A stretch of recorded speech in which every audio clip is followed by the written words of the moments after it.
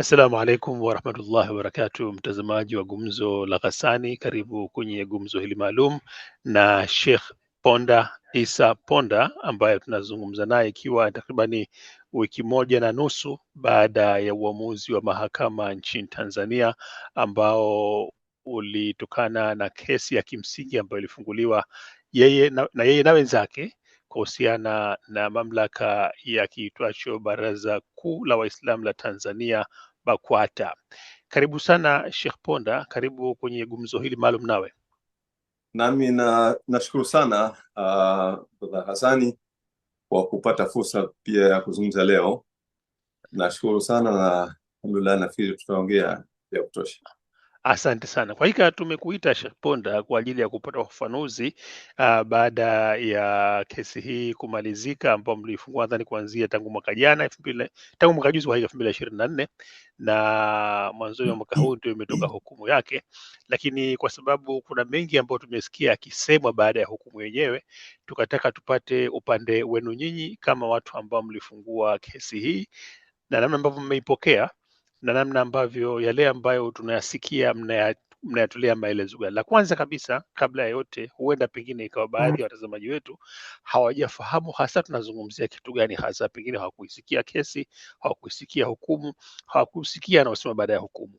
Tupitishe kwa mukhtasari, Sheikh Ponda, juu ya kile ambacho tunakizungumzia hapa, ili mtazamaji wetu aweze kuja kwenye mstari kabla hatujaanza kuingia kwenye undani wake.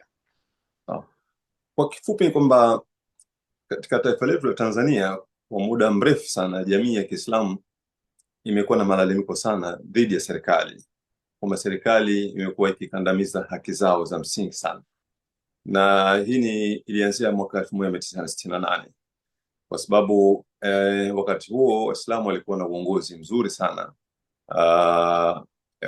Walikuwa na viongozi wa juu, lakini walikuwa na taasisi nyingi na zilikuwa zikifanya kazi kubwa sana za maendeleo, na baadaye taasisi zilitengeneza umoja mkubwa sana ambao ulikuwa ni umoja wa Afrika Mashariki. Nchi mbalimbali, nchi za Kenya, Uganda, Tanzania, Kongo na Burundi kwa pamoja zilikuja pamoja na zikawa zinaendesha mipango mikubwa sana ya maendeleo. Umoja huu ulikuwa unajenga mashule, ulikuwa unafanya miradi mbalimbali ya maendeleo, unapeleka vijana kwenda kusoma nje na kushiriki masuala mbalimbali ikiwa ni pamoja na masuala ya mchango mkubwa katika siasa za nchi. Sasa mwaka 68 katika namna ambayo ilishangaza sana umma, rais alikuwa madarakani akavunja ile shirika la Waislamu, yani bila ya kosa lolote lile, na akasimamia kuanzishwa chombo kingine ambacho kiliitwa Baraza Kuu la Waislamu Tanzania BAKWATA, na akachukua miradi mikubwa sana ambayo ilikuwa inaendeshwa na East Africa. Mmoja wapo ulikuwa ni mradi wa ujenzi wa chuo kikuu ambapo ardhi ilikuwa imepatikana. Kwa wale ambao ni wenyeji Dar es Salaam wanafahamu, karibu na uwanja wa taifa wa mpira, eneo kubwa kabisa la upande wa pili, lote lile eneo kwa ajili ya ujenzi wa chuo kikuu, na mradi ulikuwa umeanza. Kwa hivyo miradi mbalimbali ilichukuliwa na wakakabidhiwa hao BAKWATA na rasilimali wakfu na kadhalika. Sasa kuanzia wakati huo kulitokea mpasuko mkubwa sana. Kuna wale Waislamu wachache ambao ndio walianzisha BAKWATA wakawa ndio wao, lakini Waislamu wengi walikuwa wamesimama upande wa viongozi wao waliokuwepo na walioondolewa madarakani, akiwepo Mufti Hassan bin Amir, ambaye huyu hatimaye kabisa ni kwamba alifanywa hata uhamisho, kutolewa bara na kupelekwa visiwani kwa sababu alikuwa ni mzaliwa wa visiwani. Kwa hivyo wengi walibakia na msimamo ule wa upande wa Mufti Hassan bin Amir. Kidogo kwa ajili ya ufafanuzi wa wasikilizaji wetu hapo, unaposema visiwa unakusudia visiwa ni wapi? Na dhila makubwa sana kwa Waislamu. Unasikia? Nakusikia ndio. Nasema kwamba umesema alikuwa kiongozi wa jumuiya ya East Africa Muslim Welfare Society kwa upande wa Tanzania, kwa upande wa Tanganyika, Sheikh Hassan bin Amir alifukuzwa akapelekwa visiwani. Kwa wasikilizaji wetu ambao hawajui maana unamaanisha nini unaposema visiwa, na kusudia visiwani wapi? Visiwani kwa maana ya kwamba alipelekwa, wanasema Tanzania visiwani kwa maana alipelekwa Zanzibar. Mufti alipelekwa Zanzibar, akarudishwa Zanzibar, na kuanzia wakati huo mkono maliko makubwa sana, na serikali imekuwa ikitumia hilo BAKWATA katika kuonyesha kwamba dhamira ilikuwa ni kuwakandamiza Waislamu. Imekuwa ikitumia sasa BAKWATA kukandamiza haki za Waislamu. Kwanza ile miradi imeuawa, yani BAKWATA wamefanya kazi ya kuua ile miradi, lakini pia zile rasilimali BAKWATA pia wamekuwa wanaziharibu, wanauza. Lakini pia pale Waislamu wanapotaka kupewa haki ambazo zinatolewa na serikali, wamekuwa wananyimwa zile haki, kwa maana kwamba mpaka ipatikane ridhaa au kibali cha BAKWATA ndio wapewe hizo haki. Sasa haya malalamiko ni ya muda mrefu na kumekuwa na majaribio mengi sana ya kutaka kupata hizo haki zao za msingi. Mara ya mwisho mwaka 2003 kitu kama hivi nafikiri, Waislamu walikwenda mahakamani wanafungua shtaka. Lilikuwa shtaka la kikatiba la kukataa kulazimishwa kuwa na uongozi ulioundwa na serikali, lakini shauri hili, na kwa masikitiko tunaweza kusema kwamba pengine bado mpaka leo halijapangiwa jaji, kwa sababu ndio lilipofikia toka mwaka 2003 na mpaka leo jaji hajapangwa.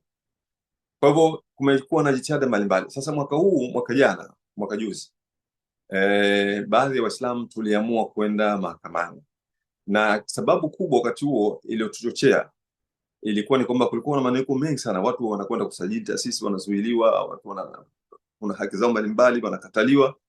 Sasa haya malalamiko yalikuwa yanasemwa na watu wanazungumza kwenye vyombo vya habari, wanapiga makelele. Msajili wa vyama vya kiraia, Wizara ya Mambo ya Ndani, ambaye alikuwa ni mmoja katika watu wanalalamikiwa, akaamua kutoa hotuba. Hotuba ile kama ilikuwa ni kali ya kuonyesha ule msimamo wa serikali, na ningependa nisome ile hotuba ili watu waweze kusikia nini alichosema msajili Wizara ya Mambo ya Ndani. Alisema maneno yafuatayo. Anasema ni muhimu tukatambua Baraza Kuu la Waislamu Tanzania BAKWATA ndio baraza la shirikisho la dini pekee linalowakilisha taasisi zote za dini ya Kiislamu nchini. Hakuna baraza lingine tunalolitambua linalowakilisha taasisi nyingine za Kiislamu. Yapo mabaraza na mashirika mengi ya dini, lakini pale tunapohitaji uwakilishi, mwakilishi atakayesema kwa niaba ya Waislamu wote Tanzania ni Baraza Kuu la Waislamu Tanzania BAKWATA. Serikali inajua hivyo, Wizara ya Mambo ya Ndani inajua hivyo, na ofisi ya msajili inajua hivyo. Na ndiyo maana kwenye mchakato na utaratibu wa usajili tunazitaka taasisi zote za dini ya Kiislamu zipate barua ya utambulisho kutoka BAKWATA. Utaratibu huo haujabadilika na bado tunaendelea kusimamia. Hayo ni sehemu ya hotuba ya msajili wa vyama Wizara ya Mambo ya Ndani, Bwana Emmanuel Kihampa, aliyoitoa katika hafla ya BAKWATA Borisa wilayani Kondoa mkoani Dodoma tarehe 20 mwezi wa 6 mwaka 2024. Sasa maneno haya yalikuwa ni ya wazi sana na ya kukatisha tamaa. Maana anasema sisi hatutambui chombo kingine chochote kile isipokuwa sisi tunatambua ni BAKWATA, na Waislamu ili wapate haki zao basi ni lazima ipatikane ridhaa ya BAKWATA. Kwa msingi huo sisi tuliona kwamba kuna haja ya kwenda tena mahakamani kufungua kesi ya katiba, kwa sababu tuliona kabisa kwamba huu ni uvunjaji wa katiba. Kwa hivyo Waislamu 12 tulikwenda mahakamani kufungua shauri la kikatiba la Waislamu kudai uhuru wa kujiamulia mambo yao wenyewe. Hii ndio kesi ya msingi ambayo tulipeleka mwaka 2024 na ambayo hivi karibuni ikawa imetolewa hukumu, ambayo hukumu hiyo tunaweza kusema kwamba ilikuwa sahihi, ilikuwa imezingatia yale madai yetu na ikatoa ule uhuru wa Waislamu wa kujiamulia mambo yao wenyewe. Naam, asante kwa kutupatia usuli wa jambo ambalo tunaliendea hivi sasa. Kwa hivyo sasa tuje Sheikh Ponda katika hukumu yenyewe, na utueleze kwamba hukumu hii ilikuwa mlikuwa mnaitaka mahakama iwapeni nini, na mahakama imewapeni kitu gani, imewakatalia kitu gani katika mambo mnayotaka katika kesi yenu. Tafadhali tuende mbele.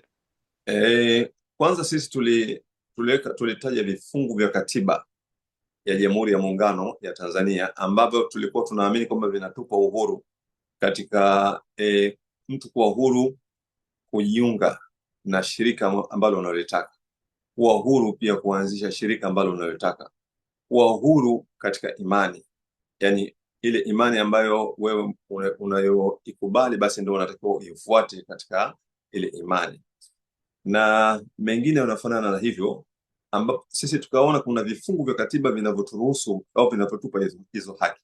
Kwa hiyo tulipeleka mahakamani vile vifungu vya katiba ili mahakama iweze kutafsiri kulingana na jinsi ambavyo tunavyoamini sisi.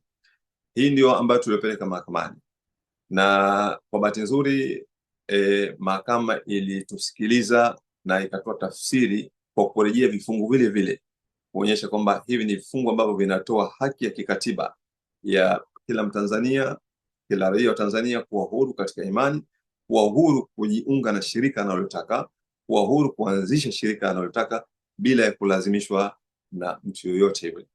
Kwa hiyo tulipeleka vifungu vya katiba na mahakama ikatafsiri ile vifungu vya katiba ambavyo tulivyovipeleka.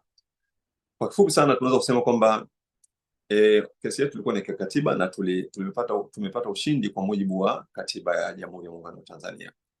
Labda namna shauri lilivyokwenda au mwenendo shauri. Mwenendo shauri ulikuwa ni mzuri kwa sababu katika mwenendo shauri ulikuwa ni mpana na uligusa mambo ya msingi sana kwa sababu uliwataka upande wa washtakiwa tuliwashtaki sisi walikuwa ni watano. Ilikuwa ni msajili wa vyama Wizara ya Mambo ya Ndani, na kabidhi mkuu wa serikali Rita, na mwanasheria mkuu wa serikali, na Baraza Kuu la Waislamu Tanzania BAKWATA, pamoja na Baraza Kuu la Jumuiya na Taasisi za Kiislamu Tanzania. Na hawa tuliwashtaki, hawa washtakiwa namba 1, namba 2 na namba 3 ndo hasa walikuwa wanavunja zile haki zetu za katiba. Mshtakiwa namba 4 ambaye ni BAKWATA, Baraza Kuu la Waislamu Tanzania, yeye tulimshtaki kwa sababu ndiyo alikuwa anatumiwa na mnufaika wa huo uvunjaji wa haki za Waislamu, kwa sababu yeye mwenyewe alikuwa ananufaika na alikuwa anafanya zaidi kuliko hata vile ambavyo alivyotakiwa na wale mtume. Kwa hiyo mashtaka yalikuwa ni haya. Kwa hiyo katika mjadala au ile mwenendo wa shauri, maeneo yote haya yalikuwa yanaguswa. Kwa mfano ilifika mahala ikataka kufahamika uhalali wa BAKWATA kama baraza kweli chombo cha pekee cha Waislamu. Kwa hiyo mjadala kwenye eneo hilo ulikuwa ni mkubwa sana. Na kimsingi ni kwamba ili kufahamu kwamba chombo hiki ambacho ni cha Waislamu au sio cha Waislamu, lakini wakisha Waislamu au Waislamu, kwanza ilianza kuangalia ule uhalali wake. Kwa hivyo mahakamani au mahakama iliomba katiba ya kwanza ya BAKWATA ipelekwe pale mahakamani. Iliwaomba Rita kwa sababu wao ndio wanaosajili taasisi mbalimbali. Kwa maana hiyo katiba zote zipo pale za mamlaka zote zilizosajiliwa au taasisi zote zilizosajiliwa, katiba zipo Rita. Kwa hiyo waliomba Rita iwapatie katiba ya kwanza ya BAKWATA mwaka 1958 na pia BAKWATA wenyewe walitakiwa wapeleke kama wanayo, hata mwanasheria mkuu wa serikali alitakiwa apeleke. Lakini kwa bahati mbaya au nzuri, hiyo katiba haikupatikana ya BAKWATA, haikuwasilishwa mahakamani, kwa maana kwamba ilikuwa haipo. Katiba iliyowasilishwa ilikuwa katiba ya mwaka 1999 ambapo imerejewa mwaka 1998. Kwa maana hiyo ikaonekana kwamba basi kama BAKWATA imesajiliwa mwaka 1999, kwa maana ndio katiba yake iliyopo mahakamani. Na katiba ya mwanzo inakuwa ina mambo makubwa mawili. Kwanza inathibitisha kwamba nyinyi mlikuwepo wakati huo na ndianzishwa wakati huo. Lakini pili, katiba ile ndio inaonyesha wale founders, wale walioanzisha kile chama. Sasa kukosekana kwa katiba ya BAKWATA ina maana kwamba ilikuwa inaonyesha kwamba hapakuwa na taasisi iliyosajiliwa serikalini mwaka 1968 inaitwa Baraza Kuu la Waislamu Tanzania BAKWATA. Lakini pia hakuna waasisi kwenye mwaka wa 68 walioanzisha ile BAKWATA. Kwa hivyo hiyo ikajenga ule halali kwamba hiki chama hakijaanzishwa na Waislamu kwa sababu haijulikani nani kakianzisha. Ndio lugha iliyodhihiri katika mjadala uliokuwa unaendelea mahakamani kwamba BAKWATA walishindwa kuthibitisha kwamba ni nani ambao walioanzisha ile taasisi ya BAKWATA, kwa sababu wale waasisi huwa wanaonyeshwa kwenye katiba ya mwanzo ya BAKWATA, na katiba hii ya mwaka 99 haina wale waasisi kwa sababu yenyewe wanadai kwamba imeanzishwa mwaka 1968. Ilikuwa ni jambo kubwa sana katika mjadala ule ambao uliendelea pale. Kwa hivyo mahakama ilisema wazi kwamba hiki chombo hakijaanzishwa na Waislamu, na hiki chombo sio chombo pekee ambacho kinachowasimamia Waislamu hapa nchini kwetu Tanzania. Lakini lingine ilikuwa ni mjadala wa kuvunjwa East Africa Muslim Welfare Society, ambapo upande wa serikali walitakiwa walete sababu za kuvunjwa East Africa Muslim Welfare Society, na hilo nalo ni jambo ambalo serikali imeshindwa kuliwasilisha katika mahakama. Kwa hivyo hiyo ikadhihirisha kwamba kumbe taasisi hii kubwa ya Waislamu ilivunjwa kinyume cha sheria. Hiyo pia imesaidia kuonyesha kwa kiwango gani Waislamu nchini Tanzania wamekuwa haki zao za msingi zinakandamizwa. Hili limedhihirika ndani ya katika chombo kikubwa cha taifa, Mahakama Kuu ya Tanzania, na madhara ni makubwa kama tulivyosema kwamba taasisi hii ilikuwa ni taasisi kubwa na ina miradi mikubwa ambayo ilivunjwa kwa namna za ukandamizaji wa hali ya juu kama ambavyo tuliweza kuona hili jambo mahakamani. Lakini lingine kubwa zaidi ni ile amri, kwa sababu kwenye ile hukumu kuna oda ambayo imetolewa kwa zile mamlaka za serikali kwamba zimetakiwa zihakikishe kwamba Waislamu wanapokwenda kuomba haki za msingi zinazotolewa na zile mamlaka, basi ni lazima wahakikishe kwamba wanapewa bila masharti yote. Hii ni oda ambayo imetolewa pale. Kwa sisi ni ukombozi mkubwa sana, kwa sababu watu wamerudi nyuma sana, Waislamu, taasisi, hata watu mmoja kila walipokwenda serikalini kutaka kupata ithibati itakayowezesha kufanya mipango mikubwa maendeleo, wamekuwa wananyimwa zile ithibati kwa namna tofauti. Juzi hapa wakati tulipotolewa hukumu hii, tumekuwa tunapata simu nyingi tu. Mtu mmoja ananipigia simu, ananieleza jinsi ambavyo alivyozuiliwa kwenda kusoma nje pale airport kwa sababu alikuwa hana barua ya utambulisho kutoka BAKWATA. Akazuiliwa airport, akarudi na ile scholarship yake ikawa imekufa, yani hakwenda kusoma kwa sababu za namna. Sasa watu wa namna hii ni wengi kabisa ambao wamefikwa na madhara kwa sababu ya kukandamizwa haki zao kwa utaratibu huu ambao ulioanzishwa kwamba Muislamu kuna haki za msingi ambazo zinatolewa na serikali, hawezi kupewa zile haki isipokuwa kwamba mpaka apate barua kutoka BAKWATA. Kwa hivyo hukumu ilikuwa imepita kwenye maeneo mengi na ni hukumu nzuri sana ambayo kwa kweli inastahili kupigiwa mfano maana yake, na Waislamu watakuwa waitumie vizuri hukumu kwa sababu itawasaidia sana kwenda kwenye hatua muhimu sana za maendeleo.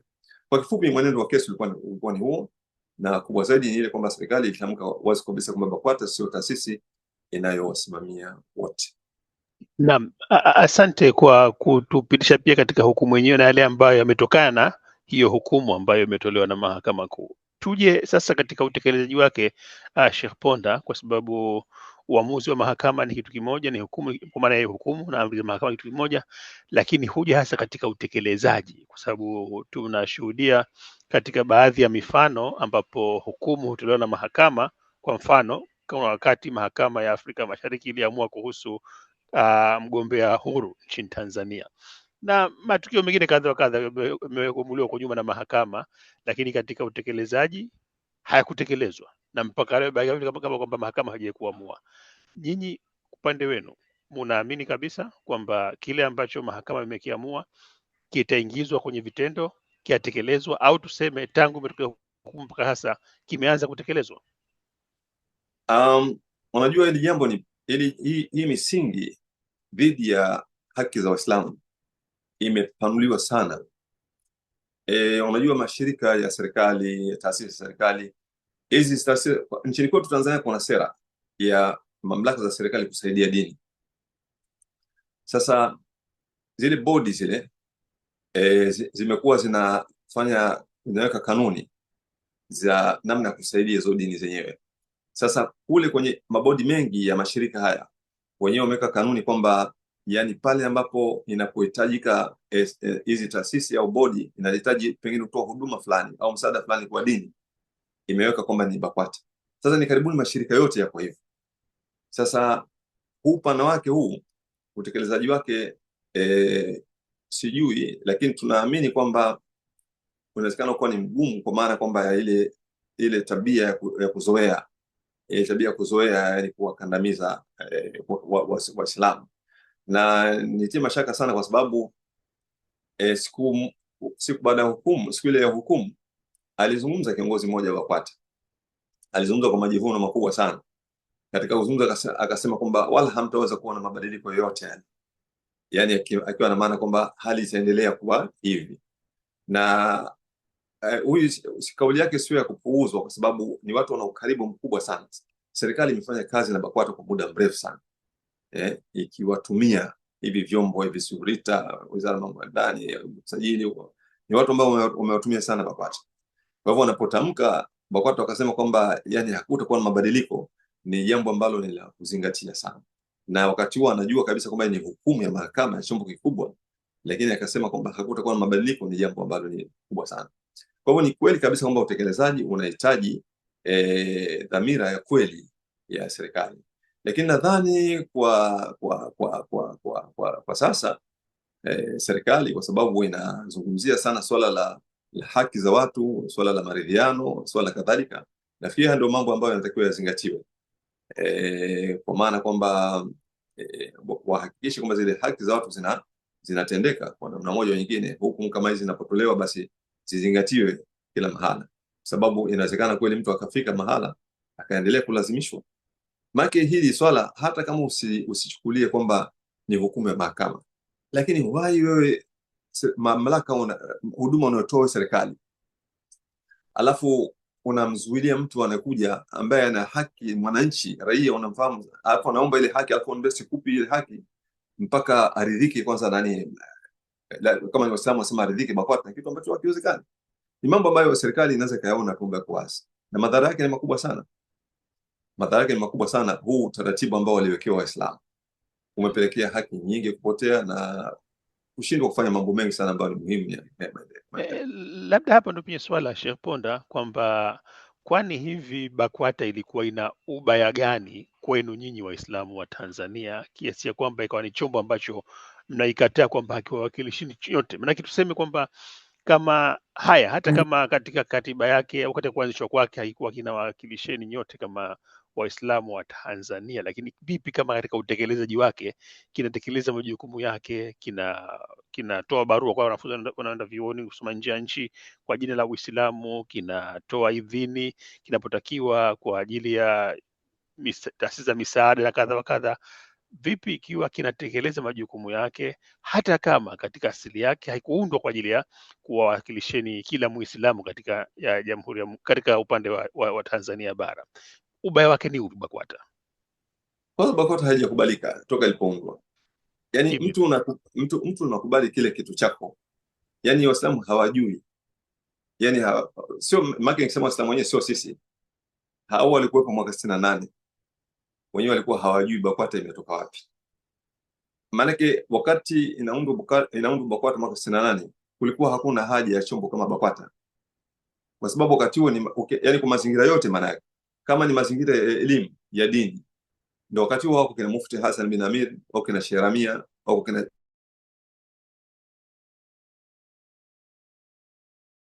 kabisa, unaona.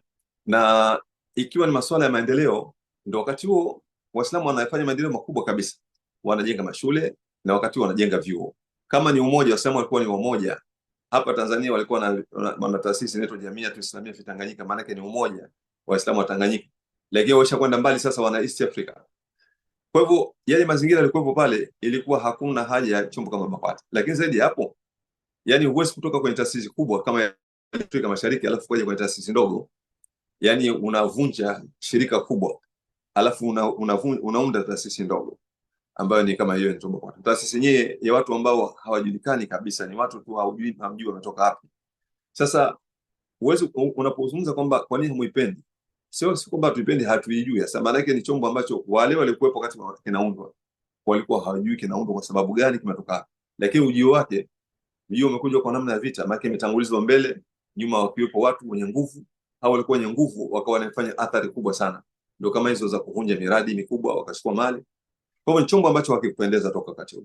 Kwa bahati mbaya zaidi, baada ya kuundwa na sheria hakikuthibitisha, hata hakikuondoa ule wasiwasi.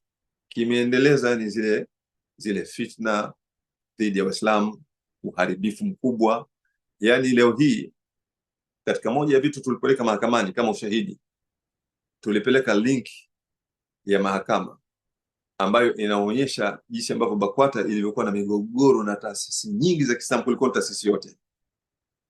Yani ndo taasisi inayoongoza kwa kuwa na migogoro mingi dhidi ya taasisi nyingine. Sasa chombo gani hicho? Na migogoro yenyewe mizito sana, migogoro ya kupora mali, migogoro ya kuhodhi vitu mbalimbali, ndio migogoro yenyewe hiyo. wanamiliki sasa hivi, wacha mbali vile vilichukuliwa mwaka 68 na serikali wakapewa, wao wenyewe wameendelea pia vile vile kupora, yani wanachukua mali za watu za taasisi ya Kiislamu, wanachukua zuia kitu hiki, wanachukua hivi vitu chungu mzima. Sasa hii taswira ya jinsi ilivyoundwa na jinsi ilivyo na huduma na jinsi ambavyo vimeendelea kufanya, haiwezekani ukaipenda, kwa sababu unapenda kitu ambacho unachokijua, ulichokiasisi mwenyewe, unapenda kitu ambacho kinatenda wema, kinaleta maendeleo. Leo hii hiyo BAKWATA ni mwaka wa ngapi ipo madarakani, yani ipo kwenye, inafahamika toka mwaka 68. Hakuna kitu cha msingi walichofanya kikubwa. Hawana hospitali ambayo tunasema hiyo hapo hospitali kubwa, hawana chuo kikuu, hawana mradi wote ule wa maendeleo zaidi ya vile vitu walivyoachwa na East Africa Muslim Society, ambavyo sana sana wanavitumia kufanya ufisadi mkubwa wa hali ya juu kama watu binafsi, na vingine wanauza, vingine kadhalika. Juzi nafikiri uliona mwaka 2000 na ngapi, mimi nilipelekwa nimekaa gerezani kwa sababu walikuwa wanauza ardhi ya Chang'ombe pale. Mimi nikaenda pale kwenda kuzuia, alafu nikakamatwa, mimi nikawekwa gerezani. Yani ajabu ya serikali, mimi naenda kuzuia ufisadi, mimi ndo nikakamatwa na nikawekwa gerezani, na wakasaidia kuwapa ulinzi wale watu pale ili waendelee kuuza ile ardhi. Yani kile kitendo cha kuwekwa ndani mimi ni ili kunizuia, ili ile hatua za kuuza ziendelee. Na kweli mpaka leo ukipita pale roho inakuuma, maana unapita pale unakuta makontena yamejaa, maana ni mali sasa, ni property ya mtu, ardhi ya umma, ardhi ya Waislamu, ardhi ambayo ilikuwa ni kwa ajili ya mradi wa kujenga chuo kikuu. Yani leo hii ukitembea ukifanya ziara katika eneo lile ambalo ilikuwa Waislamu wanajenga chuo kikuu, yani roho inakuuma, unapata uchungu kwa sababu unatembea eneo kubwa sana, lakini eneo lote hilo sasa liko mikononi mwa watu, ni makazi. Serikali yenyewe imejenga pale mahakama, imejenga ofisi za halmashauri na ofisi zingine za serikali, na nyingine wamegawa, na mengine ndio hayo ambao BAKWATA kwa upande wao wameuza, sababu ile ardhi walipokwisha kuinyang'anya, kwa hivyo ikawa imegawanywa, serikali ikachukua kivyake na BAKWATA akabakia kivyao, akawa sasa kila mmoja anaitumia kivyake. Ndio hali iliyopo pale. Kwa hivyo huwezi ukasema kwamba hili shirika, kuna mtu ambaye anaweza akaona kwamba ni shirika linamfaa katika Uislamu, sababu maisha yake yote ni maisha mabaya sana. Yani hakuna kitu kinachowavutia Waislamu kwenye swala zima la BAKWATA, hakuna. Ni madhara makubwa tu, kiasi kwamba leo hii kama ukisema unaifuta BAKWATA haipo, hakuna majuto, hakuna hasara ambayo Waislamu watakaopata, isipokuwa tutafarajika kwa jinsi ambavyo hiki chombo kilikuwa kimeleta madhara makubwa sana kwa Waislamu. Kwa hivyo sababu za msingi za kutokukubali hiki chombo ni kwanza kuasisiwa kwake, lakini maisha yake yale ambayo wanayafanya dhidi ya Uislamu hayawezi kufanya watu wakubali chombo hiki kama chombo ambacho ni maslahi kwa jamii. Nimesikia, asante Shukran. Nimesikia mahala pamoja ikitajwa kwamba miongoni mwa mambo ambayo mahakama iliyafahamu kupitia mwenendo wa kesi hii ni kwamba BAKWATA chenyewe kama chombo kimejiandikisha katika miongoni mwa masharti ya uongozi wa BAKWATA, ni kwamba wanaoshika uongozi, mashehe wakuu, mashehe wa mikoa na viongozi wengine lazima watokane na madhehebu moja tu kwa hiyo si madhehebu, lakini tuseme ni ndio tapo katika matapo ya Sunni, Imam Shafi. Manake sisi Sunni, mimi ni Sunni pia. Sunni tunaangalau madhehebu manne ndani yetu: Shafi, Maliki, Hanbal na Hanafi. Lakini ukiacha pale pia Waislamu wengine ambao hata si Sunni, ambao bila shaka nao pia ni Watanzania na pia wana haki zao katika Uislamu.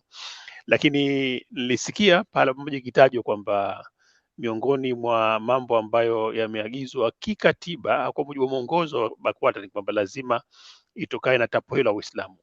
Je, hiki ni kweli kwamba kimetajwa mahakamani kwamba ni miongoni mwa mambo ambayo yanafanya BAKWATA kisiwe chombo ambacho kina wawakilisha Waislamu wote Tanzania?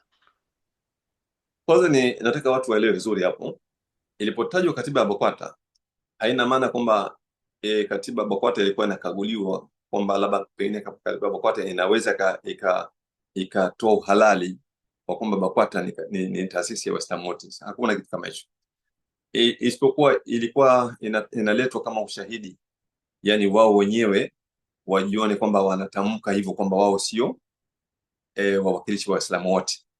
Kwa hivyo ililetwa kama ushahidi kutoka kwao wenyewe, lakini sio kwamba ililetwa kama katiba pale ili kuangalia kama ile katiba inaweza kuthibitisha. Katiba haiwezi kuthibitisha kwa sababu ile ni katiba ya taasisi moja, ni taasisi moja ambao wanaweza kujadiliwa kuhusiana na swala la katiba ni wale wana taasisi wenyewe, ndio mjadala wao unaweza zile haki zao, kama wamefanya uchaguzi wafanyaje na nini na nini na nini. Kwa hivyo katiba inaweza kutumika kama rejea, lakini katiba ya BAKWATA haitumiki kama rejea ya kuangalia kwamba ni chombo cha Uislamu tunachosema. Hapana, isipokuwa imeletwa kama ushahidi kwamba hata wao wenyewe wametamka au wamefanya au wameandika kuthibitisha kwamba wao ni watu wa kundi fulani, imeletwa kwa msingi huo. Sasa nikijibu swali lako, ni kweli kama hicho kitu kipo mule kwenye katiba yao. Wamesema kwamba wenyewe sifa za uongozi ni lazima utoke kwenye madhhabi ya Sunni na Shafi. Sunni wenyewe ni Shafi, sababu hao Sunni wal Jamaa ni pamoja na Ibadhi, Hanafi, Malik, wote wa Sunni wal Jamaa, lakini katika Sunni wal Jamaa ni Shafi peke yake.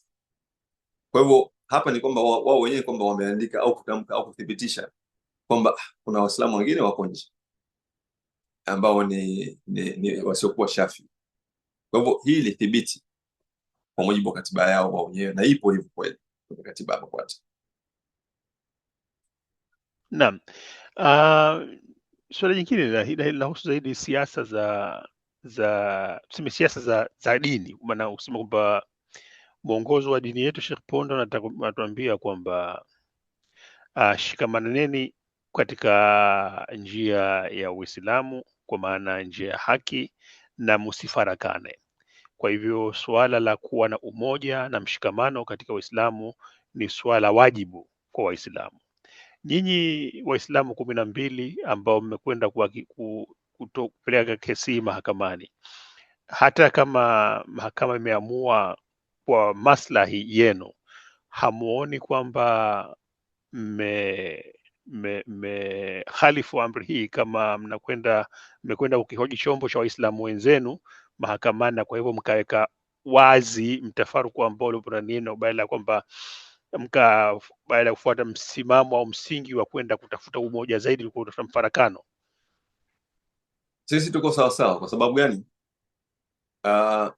Hawa BAKWATA hawa ndio waliosimama ikavunjwa ile taasisi zilizokuwepo, Jamiatu Islamia Muslim, East Africa Muslim Welfare Society. Unaposema Jamiatu Islamia fi Tanganyika, kama ni umoja, yani tulifikia stage hiyo sisi Waislamu Tanzania kwamba tuna umoja mkubwa na unajenga mashule, una miradi, ilikuwepo Jamiatu Islamia. Alafu tukaenda kwenye umoja mkubwa zaidi, ndio ile East Africa Muslim Welfare Society. Hiki chombo ndio kimetumika kuvunja ule umoja. Kwa hivyo hiki ni chombo ambacho kilitakiwa kisiwepo kabisa, wala make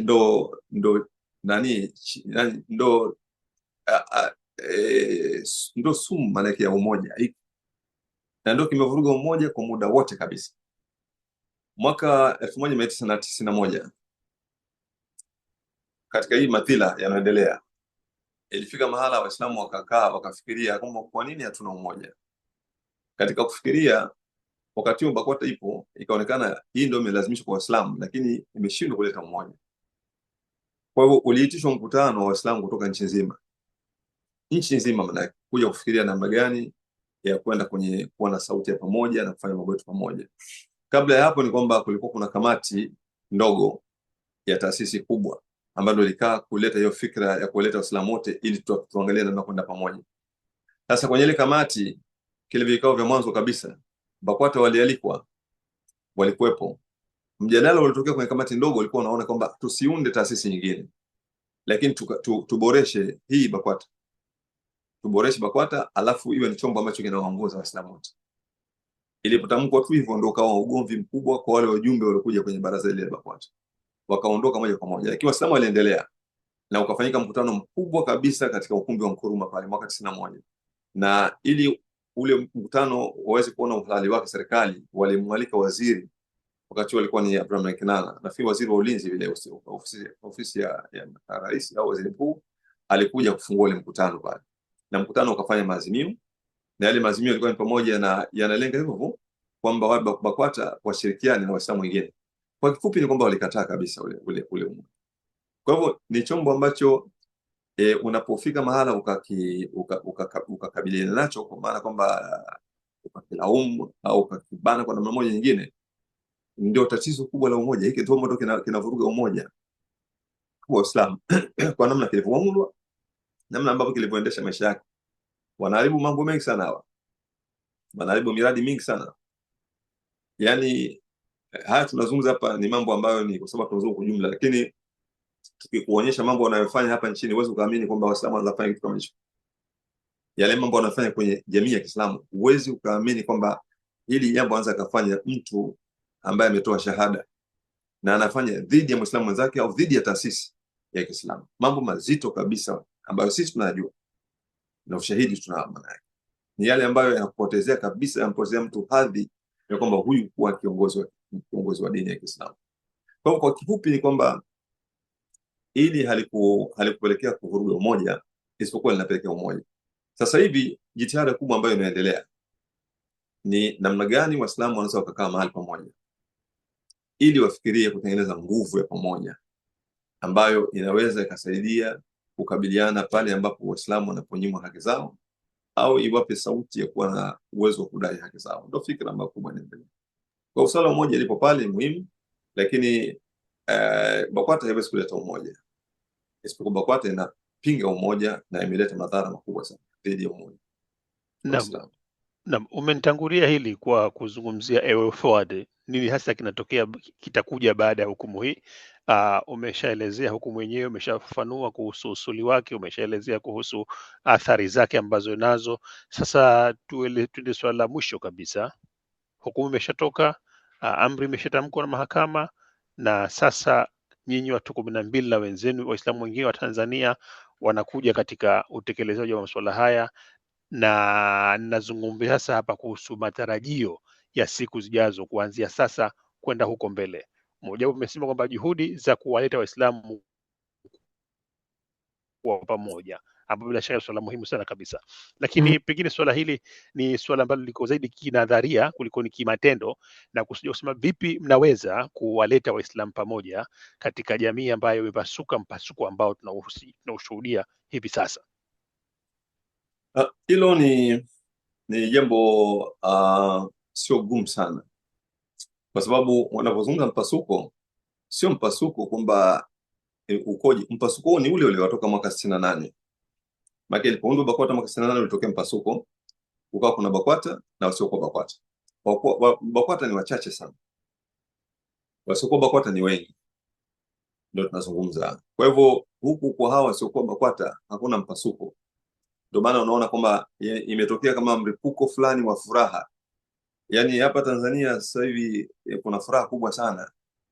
Yaani uwezo kila siku simu yangu mimi nataka kupasuka. Yaani watu kutoka mikoani, watu kutoka watu wanapiga simu sana ya kuonyesha ile furaha juu ya hii jambo ambalo wenyewe wanaita mfuko ule mshinda fisi. Sasa ni rahisi, sio jambo gumu sana, na naamini kwamba itafika mahala Waislamu watakaa pamoja na watapata ufumbuzi wa namna ya kwenda katika mazingira haya mapya ambayo tulio nayo. Na sisi tunazungumzia kwenye swala la umoja, wala hatuoni umuhimu wa kuwatenga BAKWATA. Hata wao waje, na sisi ndio tunachotaka, kwa sababu sisi tunachowashangaa ni wao kufikiria kwamba wao ndio wana haki ya kuweka uongozi wa kuongoza Waislamu wa Tanzania. Yaani wao wanafia kwamba wao ndio wamchague mufti, wao ndio wamchague shehe mkuu. Sasa nyinyi taasisi moja, kama taasisi moja mnawezaje mkateua uongozi? Hamwezi mkateua uongozi taasisi moja. Kwa hivyo tunatakiwa tuje kwenye meza ya pamoja, ili katika meza ya pamoja tupange mipango kwa pamoja yanayohusu umma. Tuweke uongozi kwa pamoja, tuweke program zetu kwa pamoja, tugawane majukumu. Tukifanya hivi tutakwenda. Na kwenye meza hii sisi hatuoni kwa nini BAKWATA wasije. Yaani tukikaa pamoja na wao tunataka waje, tukae tujadili, tuangalie namna gani ya kuweza kwenda na kupata nguvu ya pamoja katika kuendelea mambo yetu. Kwa kimsingi nasema kwamba hilo ni jambo linawezekana, na ndiyo fikra ambayo iliyopo sasa hivi ya kuangalia namna gani Waislamu wanaweza wakafanya mambo yao kwa pamoja, wakawa na sauti ya pamoja na wakawa na uamuzi ulikuwa mzuri kwa pamoja, kiasi kwamba ifike mahala tuwe na uongozi ambao hakuna ambaye anaweza akasema kwamba uongozi huu mimi haunihusu, kiongozi huyu mimi sio kiongozi wangu. Yani ifike mahala tuwe na utaratibu wa namna kama hiyo. Hili ndio katika mambo makubwa ambayo tunaendelea nayo sasa hivi hapa baada ya hukumu hii kutolewa. Naam. Sheikh Ponda, Isa Ponda, nakushukuru sana kabisa, nakushukuru kwamba umepata wasaa wa kutufafanulia kuhusu mahakamani na vipi inamaanisha na yepi ni matarajio na mustakbali wenu kama jamii ya Waislamu nchini Tanzania, kwa sababu kama nilivyokuambia tangu mwanzoni kwamba tangu hukumu imetoka tumesikia mengi yakizungumzwa, na haya yamekuwa ni sema zungumzo tulionayo hivi sasa. Tukadhani kwamba hapa kwenye Gumzo la Ghassani tukupate ili tuweze kupata kutoka kwenu wenyewe ambao umepeleka kesi na kipi ambacho mmekielewa na kipi ambacho kinakuja baada ya hapa. Lakini nashukuru kwamba umetufanulia kwa kina kabisa. Natarajia kwamba watazamaji wetu wakiwa na maswali na michango wataweka chini kwenye comments hapo, na tutakuletea ili uweze pengine, kama tuko na ulazima kuwa na mazungumzo kwa jambo hili, basi tutayafanya mengi. Kwa sasa nakushukuru sana kabisa na nakutakia kheri, na bila shaka kama tulivyosema kwamba umoja kwa jamii ya Waislamu ndio swala la msingi na pengine ndio njia. Na mimi nimeshukuru sana na ni wapongezi wasikilizaji wetu ambao wako tayari kusikiliza. Nafikiri pale ambapo itakapohitajika zaidi, basi tutaweza kutoa ufafanuzi katika swala kama hili katika masuala yetu haya. Nashukuru sana. Wallah, jazakallahu alkhair. Mpenzi mtazamaji, nawe pia tunakushukuru kuungana nasi tangu mwanzo mpaka mwisho. Usahau like, comment, share na subscribe, au wapelekee wengine pia waweze kuwa sehemu ya mazungumzo haya mapana kabisa. Gumzo la Ghassani ni kando ya ukijuacho, tujaribu kufanua yale ambayo pengine ulikuwa huna taarifa nayo katika hadithi au stori kubwa ambazo zinatokezea kwa jamii yetu. Assalamu alaikum warahmatullahi wabarakatuh. Sheikh Ponda.